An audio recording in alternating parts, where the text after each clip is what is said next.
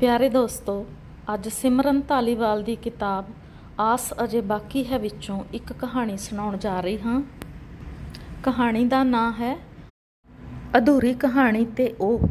ਅੱਜ ਸਵੇਰੇ ਡਾਕ ਵਿੱਚ ਆਇਆ ਮੈਰਿਜ ਕਾਰਡ ਖੋਲ੍ਹਿਆ, ਲੱਗਿਆ ਜਿਵੇਂ ਕੁਝ ਡੋਲ ਰਿਹਾ ਹੋਵੇ। ਇਹ ਪ੍ਰਬਲ, ਮੈਂ ਦਿਮਾਗ 'ਤੇ ਜ਼ੋਰ ਪਾਇਆ, ਪਰ ਕੁਝ ਯਾਦ ਨਹੀਂ ਸੀ ਆ ਰਿਹਾ। ਸੋਚਦਿਆਂ ਮੈਂ 3 ਵਰ੍ਹੇ ਪਿੱਛੇ ਚਲਾ ਗਿਆ ਸਾਂ ਤੇ ਇੱਕਦਮ ਯਾਦ ਆਇਆ, ਪ੍ਰਬਲ ਫਰੋਮ ਆਸਟ੍ਰੇਲੀਆ। ਹਾਂ, ਪ੍ਰਬਲ ਫਰੋਮ ਆਸਟ੍ਰੇਲੀਆ ਉਹੀ ਹੈ। ਇਹ ਢਿੱਲੋਂ ਸਾਹਿਬ ਦੇ ਦੋਸਤ ਦਾ ਬੇਟਾ। ਆਪਣਾ ਬਿਜ਼ਨਸ ਹੈ ਜਿਸ ਦਾ ਆਸਟ੍ਰੇਲੀਆ ਵਿੱਚ।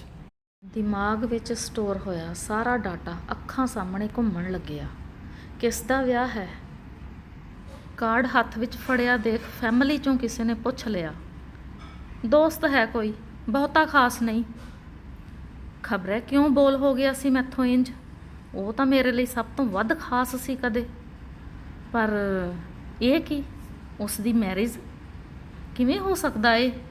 ਉਸਨੇ ਤਾਂ ਕਦੇ ਜ਼ਿਕਰ ਤੱਕ ਨਹੀਂ ਸੀ ਕੀਤਾ। ਤੇ ਉਹ ਸਾਰਾ ਕੁਝ ਬਾਹਰ ਹੈ ਮੇਰੀ ਸਮਝ ਤੋਂ। ਵੈਸੇ ਸਮਝ ਤਾਂ ਮੈਨੂੰ ਕਦੇ ਉਹਦੀ ਵੀ ਨਹੀਂ ਸੀ ਆਈ, ਜਿਵੇਂ ਕੋਈ ਅਣਬੁੱਝੀ ਬੁਝਾਰਤ ਹੋਵੇ। ਮੈਂ ਉਸ ਦੀਆਂ ਅੱਖਾਂ ਪੜ੍ਹਨ ਦੀ ਕੋਸ਼ਿਸ਼ ਕਰਦਾ, ਪਰ ਉਸ ਦੇ ਮਨ ਦੀ ਇਹ ਲਿਪੀ ਮੇਰੇ ਸਮਝ ਨਾ ਪੈਂਦੀ। ਕਦੇ ਉਸ ਦੀਆਂ ਅੱਖਾਂ ਵਿੱਚ ਢੇਰ ਸਾਰਾ ਉਤਸ਼ਾਹ ਹੁੰਦਾ ਤੇ ਕਦੇ ਮਰਨ ਦੀ ਤਮੰਨਾ। ਮਰਨਾ ਵੀ ਤਾਂ ਜੋਬਨ ਰੁੱਤੇ ਪਸੰਦ ਸੀ ਉਸਨੂੰ, ਬਿਲਕੁਲ ਸ਼ਿਵ ਵਾਂਗ। ਉਸ ਦੀਆਂ ਕਵਿਤਾਵਾਂ ਉੱਤੇ ਵੀ ਤਾਂ ਸ਼ਿਵ ਦੀ ਰੰਗਤ ਸੀ। ਕਿਸੇ ਪਲ ਉਸ ਦੇ ਚਿਹਰੇ ਉੱਤੇ ਗੰਭੀਰਤਾ ਛਾਈ ਹੁੰਦੀ ਤੇ ਦੂਜੇ ਹੀ ਪਲ ਉਸ ਦਾ ਉਹੀ ਸ਼ਰਾਰਤੀ ਚਿਹਰਾ ਸਾਹਮਣੇ ਆ ਜਾਂਦਾ। ਐਸੇ ਇਨਸਾਨ ਬਹੁਤ ਘੱਟ ਦੇਖੇ ਨੇ ਮੈਂ ਆਪਣੀ ਜ਼ਿੰਦਗੀ 'ਚ। ਕਿੰਨੀ ਅਜੀਬ ਹੈ ਇਹ ਜ਼ਿੰਦਗੀ, ਕਿਸੇ ਗੁੰਝਲ ਵਰਗੀ। ਕਦੇ ਨਹੀਂ ਸੀ ਸੋਚਿਆ। ਮੈਂ ਸਵਿੰਦਰਪਾਲ ਆਖਦੇ ਨੇ ਜਿਸ ਨੂੰ, ਇੱਕ ਕਹਾਣੀਕਾਰ, ਸ਼ਬਦਾਂ ਨਾਲ ਖੇਡਦਾ ਹੈ, ਜੋ ਆਪਣੇ ਪਾਤਰਾਂ ਨੂੰ ਆਪਣੇ ਇਸ਼ਾਰਿਆਂ 'ਤੇ ਨਚਾਉਂਦਾ ਹੈ। ਪਰ ਇਹ ਜ਼ਿੰਦਗੀ ਦੀ ਕਹਾਣੀ ਮੇਰੀ ਸਮਝ ਨਹੀਂ ਆਉਂਦੀ। ਮੇਰੀ ਆਪਣੀ ਹੀ ਪਹਿਚਾਣ ਗੁੰਮ ਗਈ ਹੈ ਜਿਵੇਂ। ਪਹਿਚਾਣਦੇ ਨਹੀਂ ਤੁਸੀਂ ਗਰੀਬਾਂ ਨੂੰ। ਮੈਂ ਜੈਸਮੀਨ ਆ, ਪਵਨ ਦੀ ਭੈਣ। ਖਿੱਚ ਸੀ ਉਸ ਦੀ ਆਵਾਜ਼ ਵਿੱਚ ਤੇ ਸ਼ਬਦਾਂ ਵਿੱਚ ਸ਼ਰਾਰਤ। ਦੀਦੀ ਗੱਲਾਂ ਕਰਦੇ ਹੁੰਦੇ ਨੇ ਤੁਹਾਡੀਆਂ। ਸੋਚਿਆ ਮੈਂ ਵੀ ਵੇਖਾਂ ਇਹ ਸਵੀ ਹੈ ਕੌਣ ਭਲਾ। ਉਹ ਗੱਲ ਮੁਕਾ ਕੇ ਹੱਸ ਪਈ। ਹਾਂਜੀ, ਦੱਸਦੀ ਸੀ ਪਵਨ ਤੁਹਾਡੇ ਬਾਰੇ। ਸਾਡੇ ਹੀ ਸ਼ਹਿਰ ਪੜ੍ਹਾਉਂਦੇ ਹੋ ਤੁਸੀਂ ਤਾਂ। ਜੀ ਹਾਂ, ਤੁਹਾਡੇ ਹੀ ਸ਼ਹਿਰ। ਟੁੱਟਾ ਜਿਹਾ ਸ਼ਹਿਰ ਹੈ ਤੁਹਾਡਾ। ਪੱਟੀ ਸ਼ਹਿਰ ਨਗੀਨਾ, ਕਣੀਆਂ 4 ਤੇ ਚਿੱਕੜ ਮਹੀਨਾ। ਅੱਛਾ ਜੀ, ਬਦਨਾਮ ਕਰ ਰਹੇ ਹੋ ਸਾਨੂੰ। ਨਾ ਜੀ, ਮੇਰੀ ਇੰਨੀ ਮਜਾਲ ਕਿੱਥੇ। ਦੋਸਤੀ ਕਰੋਗੇ ਮੇਰੇ ਨਾਲ? ਮੈਂ ਤਾਂ ਕਰ ਲਈ ਜੀ। ਅੱਛਾ ਜੀ, ਇੰਨੇ ਕਾਲੇ? ਹਾਂਜੀ, ਵਕਤ ਹੀ ਐਸਾ ਚੱਲਦਾ। ਧੀਮੀ ਰਫ਼ਤਾਰ ਨਾਲ ਗੱਲ ਨਹੀਂ ਬਣਦੀ। ਪਰ ਉਸ ਦੀ ਤਾਂ ਬਣ ਗਈ ਸੀ। ਉਸ ਦੀ ਕਿਸ ਦੀ? ਕੱਛੂ ਦੀ। ਕੱਛੂ ਦੀ? ਹਾਂਜੀ, ਕੀ ਗੱਲ ਸਕੂਲ ਨਹੀਂ ਗਏ? ਉਹ ਕੱਛੂ ਤੇ ਖਰਗੋਸ਼ ਵਾਲੀ ਕਹਾਣੀ ਨਹੀਂ ਪੜ੍ਹੀ? ਮੈਂ ਖੁੱਲ੍ਹ ਕੇ ਹੱਸਿਆ। ਬਹੁਤ ਖੂਬ, ਜੀਨੀਅਸ। ਹਾਂਜੀ, ਸਾਰੇ ਮੰਨਦੇ ਨੇ। ਅਸੀਂ ਦੋਸਤ ਬਣ ਗਏ। ਮੈਂ ਪਹਿਲੀ ਵਾਰ ਉਸ ਨੂੰ ਉਸ ਦੇ ਕਾਲਜ ਜਾ ਕੇ ਮਿਲਿਆ, ਉਸ ਦੀ ਪਸੰਦ ਦੇ ਗੋਭੀ ਵਾਲੇ ਪਰੌਂਠੇ ਦੇਣ। ਉਹ ਹੁੱਬ ਕੇ ਮਿਲੀ, ਰੱਜ ਕੇ ਖੂਬਸੂਰਤ, ਸ਼ਰਾਰਤੀ, ਸਾਦਗੀ ਨਾਲ ਸਰਸ਼ਾਰ। ਸਾਡੀ ਦੋਸਤੀ ਹੋਰ ਪਕੇਰੀ ਹੋ ਗਈ। ਸਾਡੀਆਂ ਮੁਲਾਕਾਤਾਂ ਅਕਸਰ ਹੋਣ ਲੱਗੀਆਂ। ਉਹ ਮੇਰੀਆਂ ਕਹਾਣੀਆਂ ਪਸੰਦ ਕਰਦੀ ਤੇ ਕਹਾਣੀਆਂ ਨਾਲੋਂ ਵੱਧ ਮੇਰੀਆਂ ਗੱਲਾਂ। ਸਵੀ ਜੀ, ਕਦੇ ਮੇਰੇ 'ਤੇ ਵੀ ਕਹਾਣੀ ਲਿਖ ਦਿਓ ਕੋਈ। ਇੱਕ ਦਿਨ ਆਖਿਆ ਸੀ ਉਸਨੇ। ਤੁਸੀਂ ਤਾਂ ਖੁਦ ਇੱਕ ਕਹਾਣੀ ਹੋ ਹਜ਼ੂਰ। ਮੈਂ ਉਸ ਦੀਆਂ ਅੱਖਾਂ ਵਿੱਚ ਦੇਖ ਕੇ ਆਖਿਆ, ਅੱਛਾ ਜੀ, ਬੜੇ ਸ਼ਾਇਰਾਨਾ ਮੂਡ ਵਿੱਚ ਲੱਗਦੇ ਹੋ। ਉਹ ਮੁਸਕਰਾਈ। ਮੈਂ ਜੈਸਮੀਨ ਉੱਪਰ ਇੱਕ ਕਹਾਣੀ ਲਿਖੀ, ਪਰ ਉਹ ਕਹਾਣੀ ਕਦੇ ਪੂਰੀ ਨਾ ਕਰ ਸਕਿਆ। ਕਿੰਨਾ ਕੁਝ ਸੀ ਜੋ ਅਧੂਰਾ ਰਹਿ ਗਿਆ ਮੇਰੀ ਇਸ ਜ਼ਿੰਦਗੀ ਵਾਂਗ, ਖਾਲੀ ਖਾਲੀ ਤੇ ਨੀਰਸ ਜਿਹਾ। ਕੀ ਬਚਿਆ ਸੀ ਮੇਰੇ ਕੋਲ? ਯਾਦਾਂ। ਗੁਰਦੇਵ ਦੀ ਗੱਲ ਯਾਦ ਆ ਰਹੀ ਹੈ। ਯਾਦਾਂ ਬਚੀਆਂ ਨੇ ਤੇਰੇ ਕੋਲ। ਯਾਦਾਂ ਦਾ ਮਰਸੀਆ ਗਾਇਆ ਕਰ। ਕਿੰਨੀ ਸੱਚਾਈ ਸੀ ਉਸਦੇ ਬੋਲਾਂ ਵਿੱਚ। ਮੈਂ ਉਦਾਸ ਹੋ ਕੇ ਤੁਰ ਪਿਆ, ਆਪਣਾ ਬਹੁਤ ਕੁਝ ਗੁਆ ਕੇ। ਕੀ ਲੱਭ ਰਹੇ ਹੋ ਤੁਸੀਂ? ਜੈਸਮੀਨ ਨੂੰ ਲਾਇਬ੍ਰੇਰੀ ਵਿੱਚ ਕਿਤਾਬਾਂ ਫਰੋਲਦੇ ਦੇਖ ਕੇ ਮੈਂ ਪੁੱਛਿਆ ਸੀ। ਉਸਨੇ ਹਲਕੀ ਜਿਹੀ ਸਮਾਈਲ ਨਾਲ ਕਿਹਾ, ਸ਼ਿਵ ਦਾ ਕਾਵ ਸੰਗ੍ਰਹਿ ਅਲਵਿਦਾ। ਕਾਫੀ ਮੁਰੀਦ ਲੱਗਦੇ ਹੋ ਤੁਸੀਂ ਸ਼ਿਵ ਦੇ, ਮੈਂ ਪੁੱਛਿਆ। ਹਾਂ, ਅੱਗ ਦੇ ਅੱਖਰ ਲਿਖੇ ਨੇ ਸ਼ਿਵ ਨੇ, ਬਿਰਹੋਂ ਦਾ ਸੇਕ ਹੈ ਉਸ ਦੀਆਂ ਰਚਨਾਵਾਂ ਵਿੱਚ। ਬਿਲਕੁਲ ਯੂਨੀਵਰਸਲ ਹੁੰਦੀ ਹੈ ਉਦਾਸੀ ਤਾਂ। ਹੌਲੀ ਹੌਲੀ ਪੈਰ ਪੁੱਟਦੇ ਅਸੀਂ ਆਮੋ ਸਾਹਮਣੀਆਂ ਕੁਰਸੀਆਂ ਉੱਪਰ ਆਣ ਬੈਠੇ ਸੀ। ਅੱਛਾ, ਤੁਸੀਂ ਰੋਜ਼ ਆਉਂਦੇ ਹੋ ਲਾਇਬ੍ਰੇਰੀ? ਮੈਂ ਪੁੱਛਿਆ। ਹਾਂ, ਬਸ ਜਦੋਂ ਵੇਲ ਮਿਲੇ ਕਿਤਾਬਾਂ ਨਾਲ ਗੱਲਾਂ ਕਰਨ ਲਈ ਆ ਜਾਂਦੀ ਹਾਂ ਇੱਥੇ। ਉਸ ਨੇ ਥੋੜ੍ਹਾ ਰੁਕ ਕੇ ਫੇਰ ਪੁੱਛਿਆ, ਤੁਸੀਂ ਕਵਿਤਾ ਵਿੱਚ ਵੀ ਇੰਟਰਸਟ ਰੱਖਦੇ ਹੋ? ਹਾਂ, ਕਿਉਂ ਨਹੀਂ।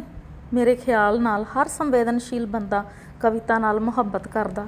ਉਹ ਬੜੀ ਗੰਭੀਰਤਾ ਨਾਲ ਸੁਣ ਰਹੀ ਸੀ। ਮੈਂ ਵੀ ਕਦੀ ਕਦੀ ਕੁਝ ਕਵਿਤਾ ਵਰਗਾ ਲਿਖਦੀ ਹਾਂ, ਪੜ੍ਹੋਗੇ? ਉਸ ਨੇ ਮੇਰੀਆਂ ਅੱਖਾਂ ਵਿੱਚ ਝਾਕਦਿਆਂ ਪੁੱਛਿਆ। ਬਿਲਕੁਲ, ਕਵਿਤਾ ਲਿਖਣਾ ਤਾਂ ਬੜਾ ਸੂਖਮ ਕਾਰਜ ਹੈ।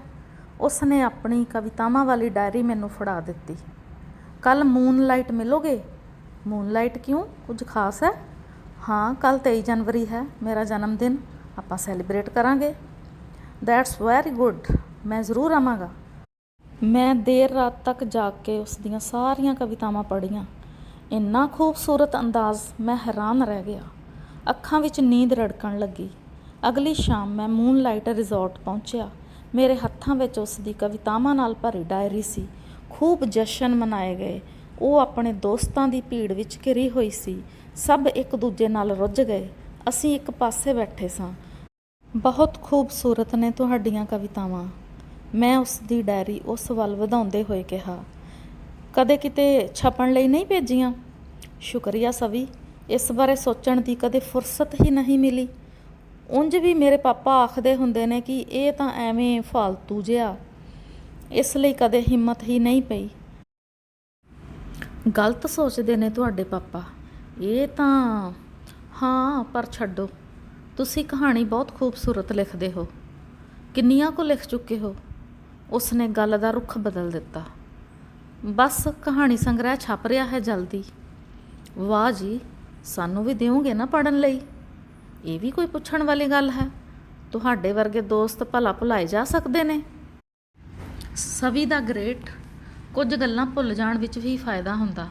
ਜ਼ਿੰਦਗੀ ਤੇ ਤੇਰੀ ਕਹਾਣੀ ਵਿੱਚ ਬਸ ਇਹੀ ਫਰਕ ਹੈ। ਸ਼ਬਦਾਂ ਦੇ ਹੇਰ-ਫੇਰ ਨਾਲ ਕਹਾਣੀ ਬਦਲੀ ਜਾ ਸਕਦੀ ਹੈ, ਜ਼ਿੰਦਗੀ ਨਹੀਂ। ਗੁਰਦੇਵ ਦੇ ਬੋਲ ਅੱਜ ਵੀ ਮੇਰੇ ਕੰਨਾਂ ਵਿੱਚ ਗੂੰਜਦੇ ਨੇ। ਮੈਂ ਹੱਸ ਪਿਆ ਸੀ ਉਸ ਦੀ ਇਸ ਗੱਲ 'ਤੇ। ਡਾਕਟਰ ਸਾਹਿਬ, ਤੁਹਾਡੀ ਆਹ ਫਿਲਾਸਫੀ ਉੱਪਰ ਦੀ ਲੰਘ ਜਾਂਦੀ ਮੇਰੇ। ਸਵੀ, ਇਹ ਫਿਲਾਸਫੀ ਨਹੀਂ, ਜ਼ਿੰਦਗੀ ਦਾ ਸੱਚ ਹੈ। ਅੰਦਰੋਂ ਟੁੱਟਿਆ ਆ ਤੂੰ, ਸਾਫ਼ ਦਿਸ ਰਿਹਾ ਤੇਰੀ ਸ਼ਕਲ ਤੋਂ। ਖਾਲਸਾ ਕਾਲਜ ਦੇ ਗੇਟ ਅੱਗੇ ਖੜ੍ਹ ਕੇ ਕਿਹਾ ਸੀ ਉਸ ਨੇ। ਮੈਂ ਉਸ ਨੂੰ ਗਲਵੱਕੜੀ ਪਾਈ, ਜਾਣ ਦੀ ਇਜਾਜ਼ਤ ਮੰਗੀ। ਰੋਕਿਆ ਨਹੀਂ ਸੀ ਉਸ ਨੇ। ਉਹ ਜਾਣਦਾ ਸੀ ਨਹੀਂ ਰੁਕਾਂਗਾ ਮੈਂ। ਥੋੜ੍ਹਾ ਰੁਕ ਜਾਂਦੇ। ਕਿੰਨੀ ਖੂਬਸੂਰਤ ਸ਼ਾਮ ਹੈ, ਜੈਸਮੀਨ ਨੇ ਫਿਜ਼ਾ ਵਿੱਚ ਬਾਹਾਂ ਫੈਲਾਉਂਦੇ ਹੋਏ ਕਿਹਾ ਸੀ। ਨਹੀਂ, ਫੇਰ ਕਦੇ। ਤੁਸੀਂ ਆਪਣੇ ਦੋਸਤਾਂ ਨਾਲ ਇੰਜੋਏ ਕਰੋ। ਮੈਂ ਮੂਨਲਾਈਟ ਵਿੱਚੋਂ ਬਾਹਰ ਆ ਗਿਆ। ਸ਼ੋਖ ਸ਼ਾਮ ਹੋਰ ਵੀ ਪਿਆਰੀ ਲੱਗ ਰਹੀ ਸੀ। ਜੈਸਮੀਨ ਜਦੋਂ ਵੀ ਮਿਲਦੀ ਉਸ ਦੀਆਂ ਗੱਲਾਂ ਨਾ ਮੁੱਕਦੀਆਂ। ਉਹ ਕਿਤਾਬਾਂ ਬਾਰੇ, ਕਹਾਣੀਆਂ ਬਾਰੇ, ਲੇਖਕਾਂ ਬਾਰੇ ਕਈ ਕੁਝ ਪੁੱਛਦੀ। ਉਸ ਦੇ ਸਵਾਲਾਂ ਦਾ ਜਵਾਬ ਦੇ ਕੇ ਮੈਨੂੰ ਅਸੀਮ ਖੁਸ਼ੀ ਮਿਲਦੀ। ਕਦੇ ਨਾ ਮਿਲਦੇ ਤਾਂ ਫੋਨ ਸਾਨੂੰ ਨੇੜੇ ਕਰ ਦਿੰਦਾ। ਉਹ ਫੋਨ ਉੱਪਰ ਵੀ ਕਦੇ ਕਦੇ ਆਪਣੀ ਕੋਈ ਕਵਿਤਾ ਸੁਣਾਉਣ ਲੱਗਦੀ। ਪਰ ਅਚਾਨਕ ਜੈਸਮੀਨ ਨੇ ਕਾਲਜ ਆਉਣਾ ਬੰਦ ਕਰ ਦਿੱਤਾ। ਮੈਂ ਕਈ ਵਾਰ ਉਸ ਦੇ ਕਾਲਜ ਗਿਆ, ਪਰ ਉਹ ਨਾ ਮਿਲੀ। ਉਸ ਦਾ ਮੋਬਾਈਲ ਲਗਾਤਾਰ ਆਫ ਆ ਰਿਹਾ ਸੀ। ਮੈਂ ਪਰੇਸ਼ਾਨ ਹੋ ਗਿਆ। ਕਿਸ ਤੋਂ ਪੁੱਛਦਾ ਜੈਸਮੀਨ ਬਾਰੇ, ਮੈਨੂੰ ਸਮਝ ਨਾ ਆਉਂਦਾ। ਅਚਾਨਕ ਇੱਕ ਦਿਨ ਉਸ ਨੇ ਮੈਨੂੰ ਮਿਲਣ ਲਈ ਬੁਲਾਇਆ। ਕਿਤੇ ਬਾਹਰ ਗਏ ਸੀ? ਮੈਂ ਕਾਹਲੀ ਨਾਲ ਪੁੱਛਿਆ। ਨਹੀਂ, ਉਹ ਬੋਲੀ। ਪਹਿਲਾਂ ਆਪਾਂ ਕਿਤੇ ਬਾਹਰ ਚਲੀਏ, ਖੁੱਲ੍ਹੀ ਹਵਾ ਵਿੱਚ। ਅਸੀਂ ਗਾਰਡਨ ਵਿੱਚ ਆ ਗਏ, ਰੌਲੇ ਰੱਪੇ ਤੋਂ ਕੋਹਾਂ ਦੂਰ। ਮੈਂ ਬਹੁਤ ਪਰੇਸ਼ਾਨ ਹਾਂ। ਗਾਰਡਨ ਵਿੱਚ ਟਹਿਲਦਿਆਂ ਉਸ ਨੇ ਚੁੱਪ ਤੋੜੀ। ਪਾਪਾ ਦਾ ਰੁੱਖਾ ਰਵੱਈਆ ਬਰਦਾਸ਼ਤ ਨਹੀਂ ਹੁੰਦਾ ਮੇਰੇ ਕੋਲੋਂ। ਤੰਗ ਆ ਗਈ ਹਾਂ ਮੈਂ। ਪਰ ਹੋਇਆ ਕੀ ਏ, ਕੁਝ ਸਮਝ ਵੀ ਤਾਂ ਲੱਗੇ। ਇੱਕ ਗੱਲ ਦੱਸਾਂ, ਮੈਂ ਕਦੀ ਕਿਸੇ ਹੋਰ ਨੂੰ ਨਹੀਂ ਦੱਸਿਆ। ਢਿੱਲੋਂ ਸਾਹਿਬ ਮੇਰੇ ਅੰਕਲ ਨੇ, ਮੇਰੇ ਪਾਪਾ ਨਹੀਂ। ਅਡੋਪਟ ਕੀਤਾ ਹੈ ਉਹਨਾਂ ਮੈਨੂੰ। ਮੈਂ 6 ਸਾਲ ਦੀ ਸੀ ਜਦੋਂ ਮੇਰੇ ਬਾਪ ਦੀ ਇੱਕ ਐਕਸੀਡੈਂਟ ਵਿੱਚ ਮੌਤ ਹੋ ਗਈ। ਪਾਪਾ ਦਾ ਛੋਟਾ ਜਿਹਾ ਬਿਜ਼ਨਸ ਸੀ ਜੋ ਉਹਨਾਂ ਦੀ ਮੌਤ ਤੋਂ ਬਾਅਦ ਬੰਦ ਹੋ ਗਿਆ। ਮੇਰੇ ਤੋਂ ਵੱਡੀਆਂ ਮੇਰੀਆਂ 2 ਹੋਰ ਭੈਣਾਂ ਨੇ। ਅੰਕਲ ਮੈਨੂੰ ਇੱਥੇ ਲੈ ਆਏ। ਮੇਰੀ ਪੜ੍ਹਾਈ ਲਿਖਾਈ ਇੱਥੇ ਆ ਕੇ ਹੋਈ। ਇੱਥੇ ਆ ਕੇ ਐਸ਼ ਦੀ ਜ਼ਿੰਦਗੀ ਮਿਲੀ ਮੈਨੂੰ। ਪਰ ਉਸ ਘਰ ਨਾਲੋਂ ਜਿਵੇਂ ਨਾਤਾ ਹੀ ਟੁੱਟ ਗਿਆ। ਕਦੀ ਪਿੰਡ ਨਹੀਂ ਜਾਣ ਦਿੱਤਾ ਮੈਨੂੰ ਅੰਕਲ ਨੇ। ਮੈਂ ਆਪਣੀ ਮਾਂ ਨਾਲੋਂ ਟੁੱਟ ਕੇ ਰਹਿ ਗਈ। ਉਸ ਦੀਆਂ ਅੱਖਾਂ ਛਲਕ ਆਈਆਂ। ਪਰ ਜੈਸਮੀਨ, ਹੁਣ ਕੀ ਹੋਇਆ? ਹੁਣ ਫੌਰਨ ਭੇਜਣਾ ਚਾਹੁੰਦੇ ਨੇ ਮੈਨੂੰ, ਮੇਰੀ ਮਰਜ਼ੀ ਦੇ ਵਿਰੁੱਧ। ਮੇਰੀਆਂ ਭਾਵਨਾਵਾਂ ਲਈ ਕੋਈ ਥਾਂ ਨਹੀਂ ਹੈ। ਅਚਾਨਕ ਉਹ ਮੇਰੇ ਗਲ ਆਉਣ ਲੱਗੀ। ਉਸ ਦੀਆਂ ਅੱਖਾਂ ਵਿੱਚ ਅੱਥਰੂ ਸਨ। ਜ਼ਿੰਦਗੀ ਕਰਦੀ ਹੈ ਕਈ ਵਾਰ ਸਾਡੇ ਨਾਲ ਇੰਝ। ਪਿਆਰ ਨਾਲ ਗੱਲ ਕਰੋ, ਮੰਨ ਜਾਣਗੇ ਤੁਹਾਡੇ ਅੰਕਲ। ਉਦਾਸ ਨਾ ਹੋਵੋ। ਹੁਣ ਉਹ ਆਮ ਵਾਂਗ ਮਿਲਣ ਲੱਗੀ। ਸ਼ਾਇਦ ਉਸ ਨੂੰ ਮੇਰਾ ਸਾਥ ਵਧੇਰੇ ਚੰਗਾ ਲੱਗਣ ਲੱਗਿਆ ਸੀ। ਉਸ ਦੇ ਚਿਹਰੇ ਦੀ ਰੌਣਕ ਮੁੜ ਪਰਤ ਆਈ।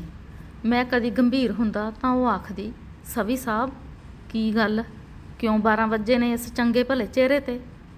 ਨਹੀਂ ਤਾਂ ਮੈਂ ਤਾਂ ਕੋਈ ਕਹਾਣੀ ਬੁਣ ਰਿਹਾ ਸੀ। ਗੋਲੀ ਮਾਰੋ ਇਹੋ ਜਿਹੀ ਕਹਾਣੀ ਨੂੰ।